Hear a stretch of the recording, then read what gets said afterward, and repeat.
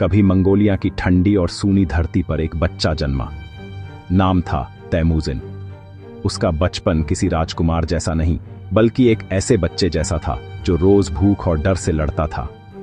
पिता की हत्या के बाद परिवार बिखर गया। मां और भाई बहन जंगलों में छिपकर दिन गुजारते रहे। तैमूजिन ने बहुत छोटी उम्र में समझ लिया था कि अगर जीना है तो ताकतवर बनना ही होगा, और यहीं से शुरू हुई उस तूफान की कहानी जिसने आने वाले समय में आधी दुनिया को हिला दिया। धीरे धीरे बड़ा होता तैमूजिन अपने आसपास के कबीलों को समझने लगा। मंगोलिया उस वक्त सैकड़ों छोटे छोटे कबीलों में बंटा हुआ था जो आपस में ही लड़ते रहते थे। उसने देखा कि अगर ये सब एक हो जाए तो कोई ताकत इन्हें हरा नहीं सकती। उसने कुछ कबीलों को अपनी बहादुरी से, कुछ को अपने वादों से और कुछ को अपनी तलवार से अपने साथ जोड़ा। धीरे धीरे एक नाम उभरने लगा, चंगेज खान। 1206 ईस्वी में जब सब कबीलों ने उसे अपना नेता माना तो वह महान खान बन गया, मंगोलों का बादशाह, जो अब सिर्फ मंगोलिया का नहीं बल्कि पूरी दुनिया का सपना देख रहा था। उसके बाद शुरू हुआ खून और आग का सिलसिला। सबसे पहले उसने चीन की ओर कूच किया। उसकी सेना बिजली की तरह हमला करती और तूफान की तरह सब कुछ मिटा देती। जो शहर झुक जाता बच जाता, जो विरोध करता उसका नामो निशान मिटा दिया जाता। सैकड़ों शहर राख हो गए, लाखों लोग मारे गए। कहा जाता है कि उसकी सेना के पीछे सिर्फ सन्नाटा बचता था।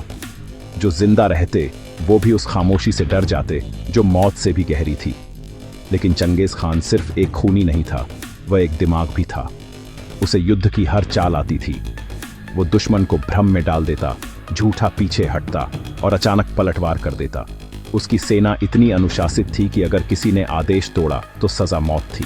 उसके सैनिक दिन रात घोड़ों पर चलते रहते और कहा जाता है कि उनके घोड़े भी उसकी तरह थकना नहीं जानते थे।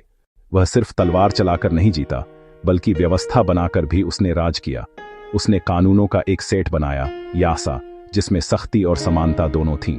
उसने अपने अधीन क्षेत्रों में धर्म की आजादी दी, व्यापार के रास्ते खोले और संदेश पहुंचाने के लिए घुड़सवार डाकियों की तेज प्रणाली बनाई।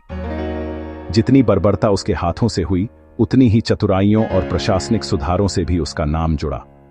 और आज भी जब हम इतिहास के पन्ने उलटते हैं तो पाते हैं कि जहां उसने विनाश दिया, वहीं उसने नए रास्ते और सांस्कृतिक संपर्क भी छोड़े। आज भी कोई अपने जीवन में संघर्ष कर रहा है। आपकी एक छोटी सी मदद किसी की जिंदगी बदल सकती है।